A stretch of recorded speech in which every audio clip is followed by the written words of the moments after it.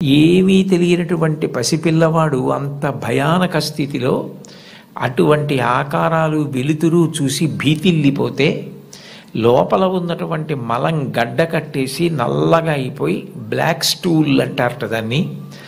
నల్లగా అయిపోయి ఆ మలాన్ని విసర్జించడం చేతకాక హృదయ స్పందన కూడా ఆగిపోయే స్థితి ఏర్పడితే అప్పుడు పిల్లవాడికి గొప్ప స్వాంతన కలిగి కే మొదలైనటువంటి విటమిన్లతో కూడుకుని మళ్ళీ లోపల ఉన్న ప్రధానమైన అవయవాలన్నీ పనిచేసి గడ్డ కట్టినటువంటి మలం బయటికి వెళ్ళిపోయేటట్టుగా చేయగలిగిన శక్తి కలిగిన కోలోస్ట్రమ్ అమ్మ యొక్క స్తనం నుంచి విడుదలవుతోంది.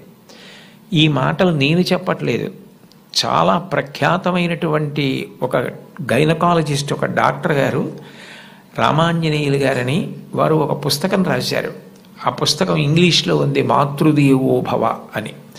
ఆ పుస్తకంలో ఆయన వైద్యశాస్త్రాన్ని స్త్రీకి అన్వయం చేసి అసలు స్త్రీ అన్న ప్రాణి లేకపోతే ఈ సృష్టి లేదు, ఒకవేళ సృష్టి జరిగినా నిలబడే అవకాశం లేదు.